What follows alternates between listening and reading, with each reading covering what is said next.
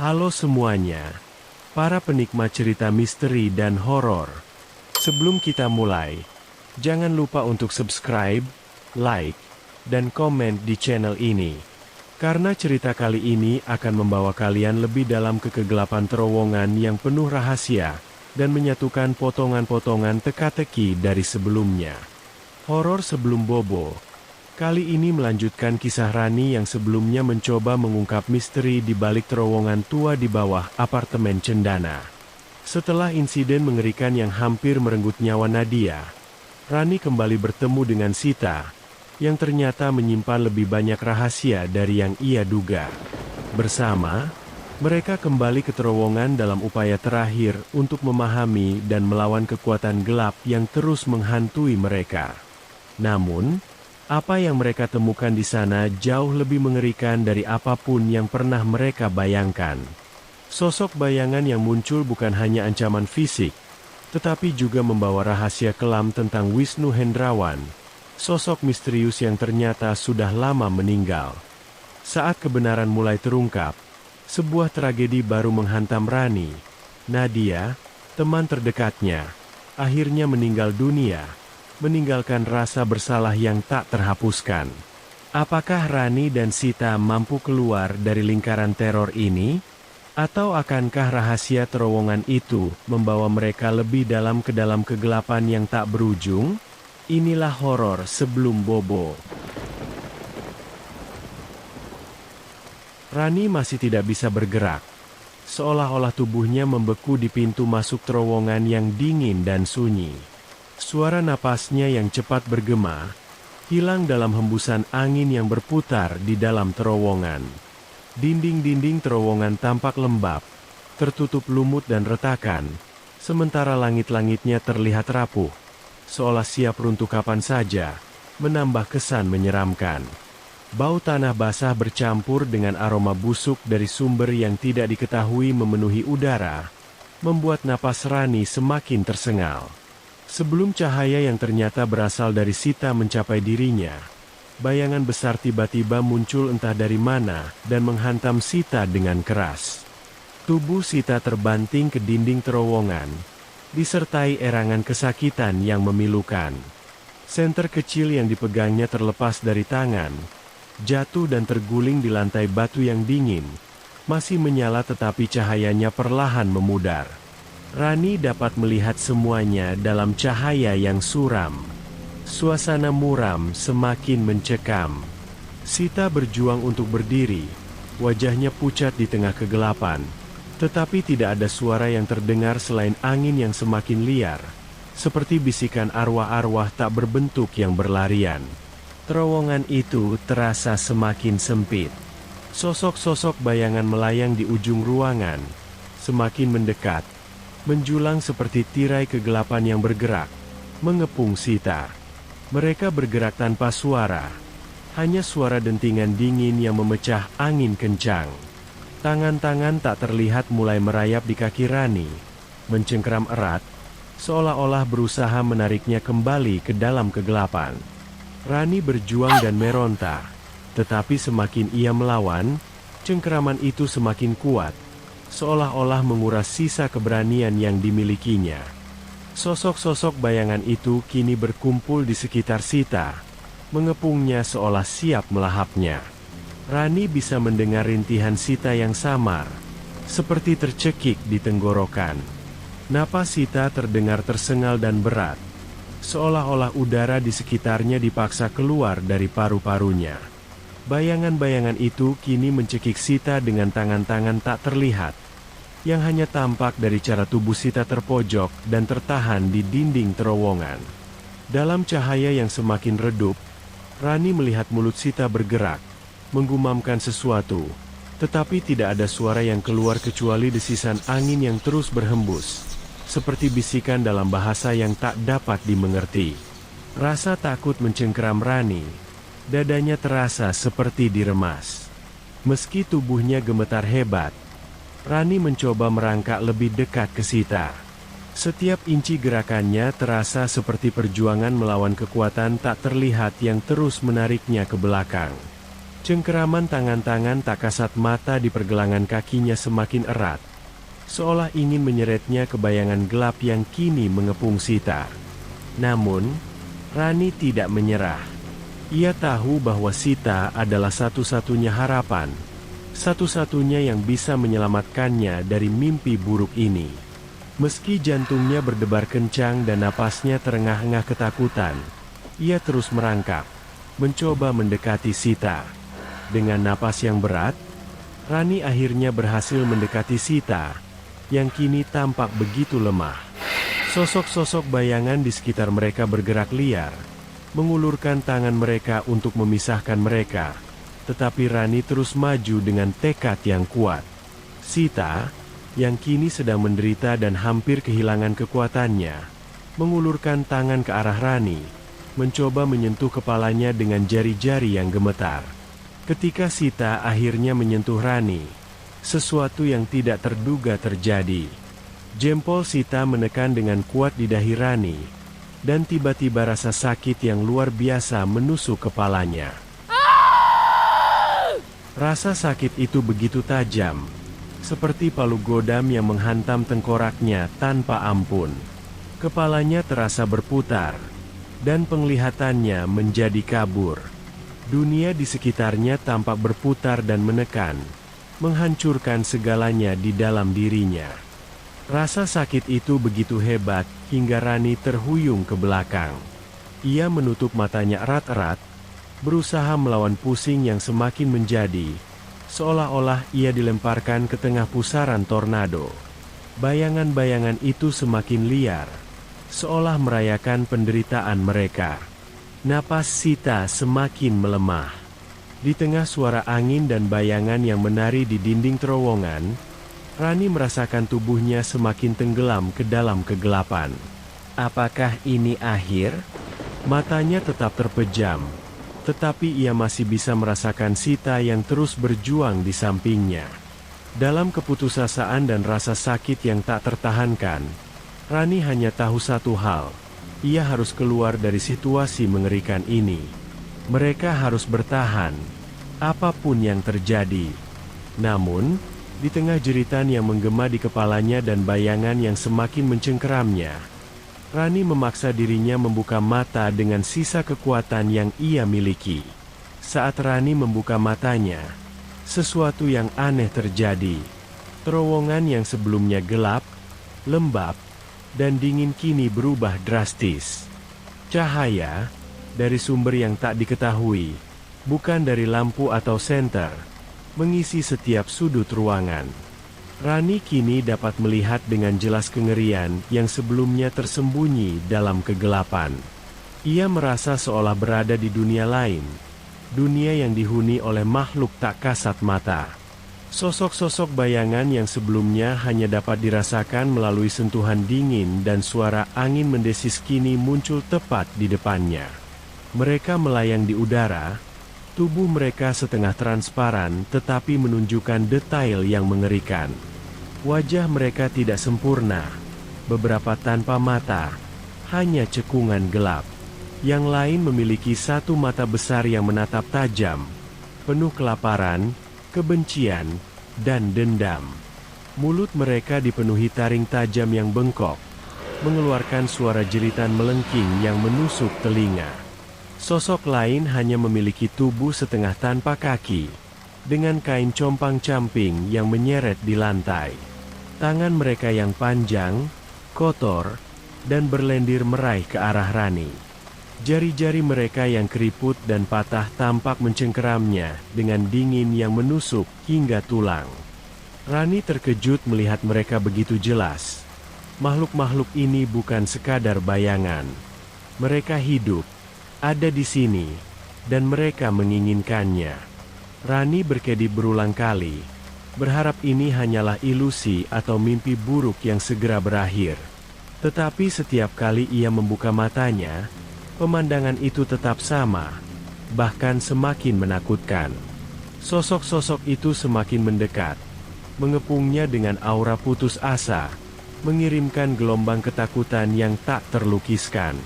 Teror merasuki tubuhnya, membuat setiap sarafnya bergetar. Ia mencoba bergerak, tetapi tangan dan kakinya terasa kaku, seolah-olah terikat oleh ketakutan yang semakin mendalam. Di sudut terowongan, Sita bergerak sedikit. Tubuhnya yang lemah bersandar pada dinding terowongan. Napasnya berat dan lambat.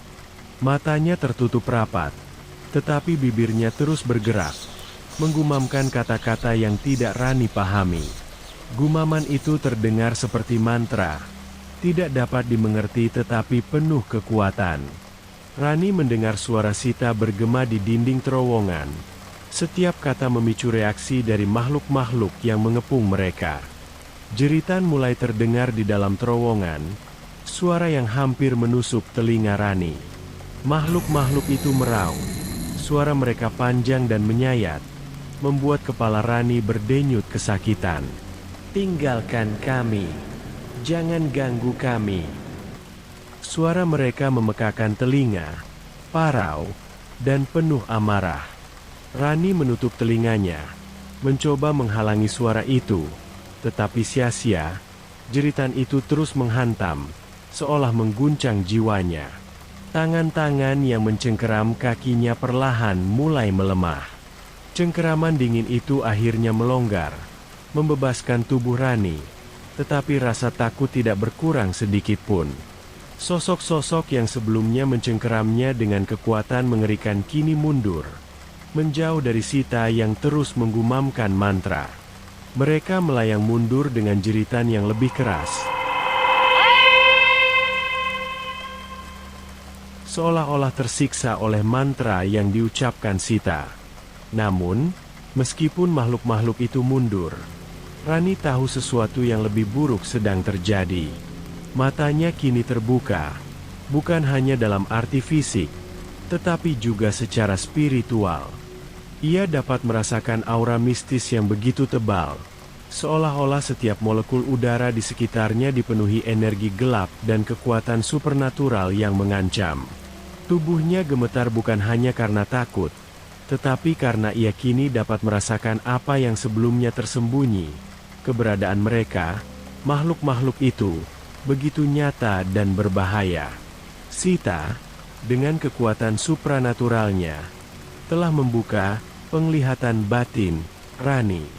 Kini Rani dapat melihat dan merasakan hal-hal yang sebelumnya tersembunyi dari mata orang biasa. Penglihatan ini bukanlah berkah, melainkan kutukan yang menjebaknya dalam lingkaran ketakutan yang belum pernah ia rasakan sebelumnya. Setiap bayangan, setiap hembusan angin kini terasa seperti ancaman nyata, seolah-olah dunia itu sendiri ingin menelannya hidup-hidup. Rani memandang Sita, yang masih berjuang dengan mantra-mantranya. Sosok-sosok bayangan itu tampak terdorong mundur oleh kekuatan Sita, tetapi Rani tahu mereka tidak akan menyerah dengan mudah. Sita, dengan kekuatan supranaturalnya, mungkin melindungi mereka untuk sementara waktu, tetapi tidak selamanya. Terowongan ini adalah rumah mereka, dan mereka tidak akan membiarkan Rani dan Sita pergi begitu saja. "Sita," bisik Rani dengan suara gemetar, "ayo pergi." Tetapi Sita tidak menjawab. Matanya tetap tertutup, dan mulutnya terus menggumamkan kata-kata yang tidak dapat dimengerti. Wajahnya pucat, keringat mengucur di dahinya. Tubuhnya gemetar di bawah tekanan kekuatan jahat yang kini mengepung mereka. Rani merasakan rasa takut yang mencengkeram hatinya semakin dalam. Ia tahu bahwa jika Sita gagal, tidak akan ada jalan keluar bagi mereka. Rani perlahan berhasil menguasai dirinya sedikit, meskipun seluruh tubuhnya masih diliputi rasa takut yang tak tertahankan. Cahaya di sekitar mereka mulai berkedip dan meredup, memudar seiring dengan melemahnya gumaman Sita. Rani tahu waktu mereka tidak banyak. Makhluk-makhluk itu mulai bergerak lagi, perlahan mendekat dengan niat mematikan. Tangan-tangan mereka terulur, siap menyeret Rani dan Sita ke dalam kegelapan abadi. Sita tetap diam, seolah-olah tenggelam dalam dunia yang hanya ia pahami. Suara lembut dari bibirnya terus melantunkan frasa asing yang bergema di udara, menciptakan aura aneh di sekitar mereka. Matanya tetap tertutup, tetapi wajahnya menunjukkan ketegangan yang mendalam.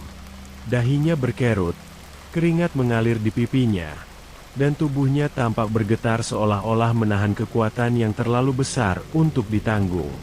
Rani bisa merasakan panas yang terpancar dari tubuh Sita, membuat suasana di terowongan, yang sudah dipenuhi teror, terasa semakin mencekam. Di sekitar mereka, sosok-sosok bayangan mulai mundur. Mereka melayang dengan wajah meringis, tanpa mata, mulut menganga lebar, mengeluarkan jeritan dan desisan yang menusuk telinga. Tangan hitam mereka yang mengerikan melambai-lambai di udara, seolah mencoba meraih sesuatu. Tetapi kekuatan mereka melemah setiap kali lantunan mantra Sita semakin kuat. Satu persatu, mereka mundur, terusir oleh kekuatan supranatural yang memancar dari Sita. Jeritan yang tadinya menggema kini melemah, berubah menjadi bisikan samar, perlahan memudar ke dalam keheningan yang menyeramkan. Rani menyaksikan semuanya dengan campuran rasa takut, kagum, dan heran saat makhluk-makhluk itu lenyap seperti kabut yang tersapu angin. Mereka menghilang, menguap ke dalam kegelapan, seolah-olah mereka tidak pernah ada. Cahaya yang sebelumnya menerangi ruangan itu juga meredup bersamaan dengan lenyapnya makhluk-makhluk tersebut, meninggalkan hanya senter kecil yang tergeletak di sudut terowongan, memancarkan cahaya redup yang hampir padam. Terowongan yang sebelumnya dipenuhi makhluk-makhluk mengerikan, kini sunyi, hanya diisi oleh keheningan yang menekan.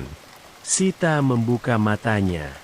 Tatapan kosong namun mendalam terpancar dari matanya yang gelap. Rani merasakan sesuatu yang tidak terucapkan di balik tatapan itu. Sesuatu yang lebih besar dan lebih gelap daripada yang dapat ia pahami. Seluruh tubuh Rani merinding, bulu-bulu di lengannya berdiri, seolah merespons keberadaan energi tak kasat mata. Sita tidak mengucapkan sepatah kata pun. Ia hanya memberikan anggukan lemah sebelum mencoba berdiri.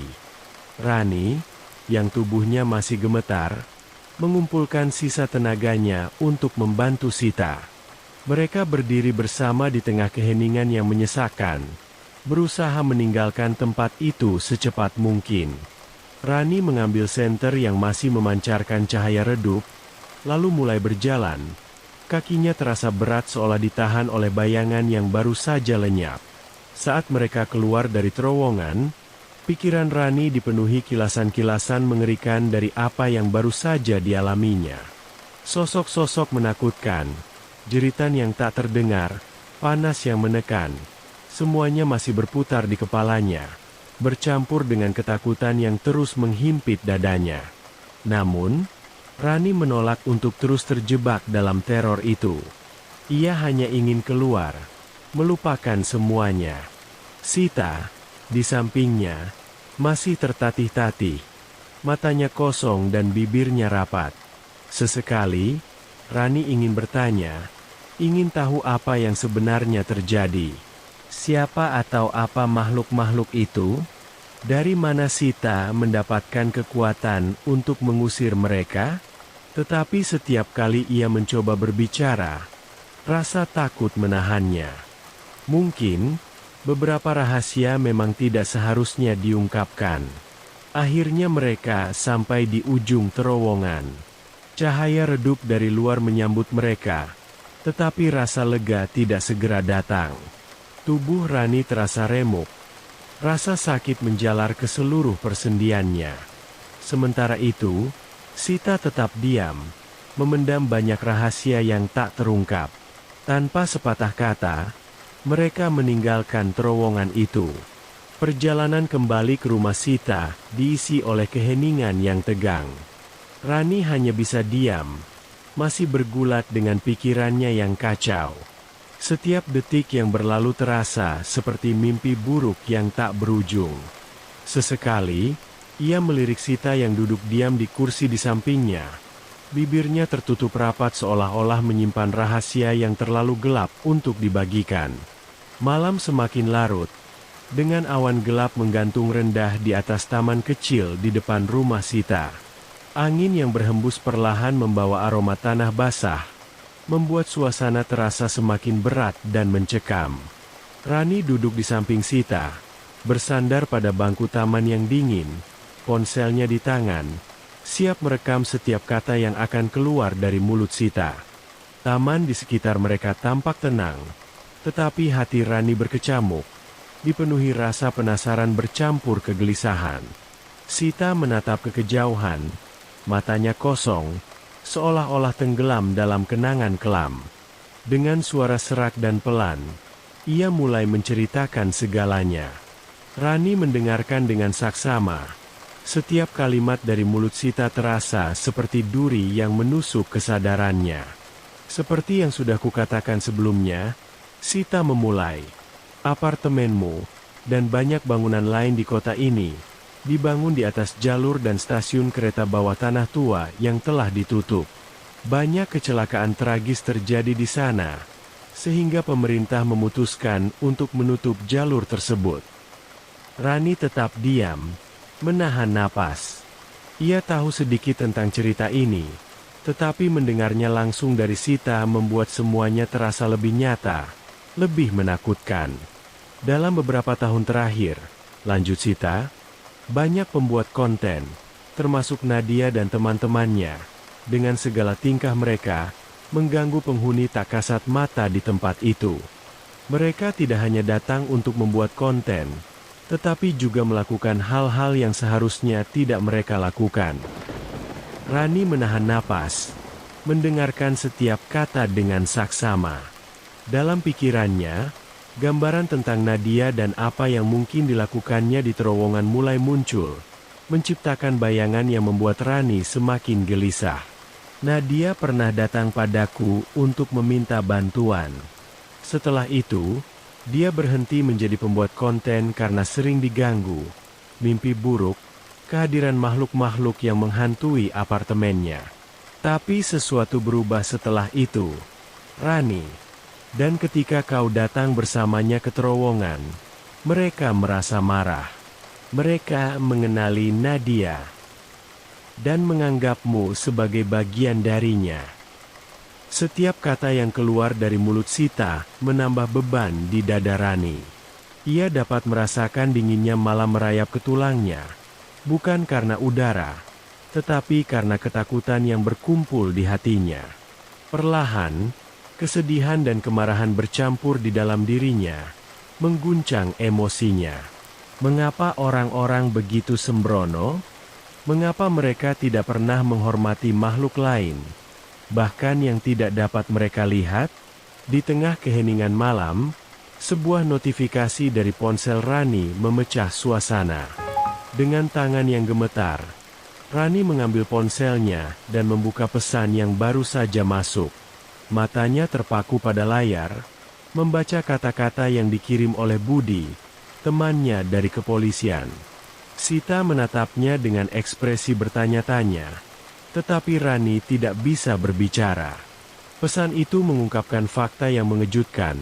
Wisnu Hendrawan, pria yang dilihat Rani keluar dari kamar rumah sakit Nadia, adalah mantan karyawan rumah sakit. Ia telah meninggal pada tahun 2013 dalam sebuah kecelakaan kereta di jalur bawah tanah. Wisnu adalah bagian dari masa lalu yang menghantui tempat itu. Tiba-tiba, tubuh Rani bergetar. Rasa takut menjalar ke seluruh tubuhnya. Wisnu Hendrawan, pria yang jelas-jelas ia lihat, ternyata adalah roh gelisah dari kecelakaan itu. Sebuah foto yang dilampirkan Budi dalam pesan tersebut mengonfirmasi semuanya. Pria itu memang orang yang sama. Seseorang yang telah lama meninggal. Sita melihat perubahan ekspresi Rani. "Ada apa?" tanyanya pelan. Tetapi Rani hanya menggelengkan kepala, terlalu bingung untuk menjelaskan. Saat Rani hendak memasukkan ponselnya kembali ke saku, sebuah pesan lain masuk. Suara notifikasi itu terdengar seperti lonceng yang menghantui pikirannya. Tangannya gemetar saat membuka pesan itu. Tiba-tiba, dunia seolah runtuh di sekitarnya. Pesan itu berasal dari rumah sakit. Rani tidak mampu berkata apa-apa. Tubuhnya lemas, bibirnya bergetar, dan air mata mulai menggenang di matanya. Sita, yang duduk di sampingnya, semakin cemas. "Rani, ada apa?" Air mata Rani perlahan mengalir, membasahi pipinya. Dengan suara yang nyaris tak terdengar, Rani akhirnya berkata, "Nadia. Nadia telah meninggal." Kata-kata itu memotong udara malam seperti pedang, membawa kesedihan yang tak terlukiskan. Sita terdiam, mencoba mencerna kabar buruk yang baru saja dibagikan Rani. Untuk sesaat, rasanya dunia berhenti berputar. Rani menundukkan kepala, tangannya bergetar saat mencoba menahan gelombang emosi yang meluap. Rasa bersalah, kehilangan, dan ketakutan yang selama ini terpendam di hatinya akhirnya meledak. Nadia, teman yang ia pikir masih punya waktu untuk memperbaiki semuanya, kini telah pergi untuk selamanya. Sementara itu, Sita memandang ke langit malam dengan tatapan dalam yang penuh kesedihan. Meskipun ia memiliki kemampuan untuk berkomunikasi dengan yang tak kasat mata, rasa kehilangan tetap menusuk hatinya.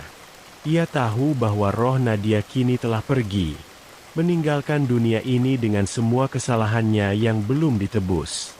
Dalam keheningan malam itu, Rani dan Sita hanya bisa terdiam, merenungkan nasib Nadia, terperangkap dalam rasa penyesalan yang mendalam.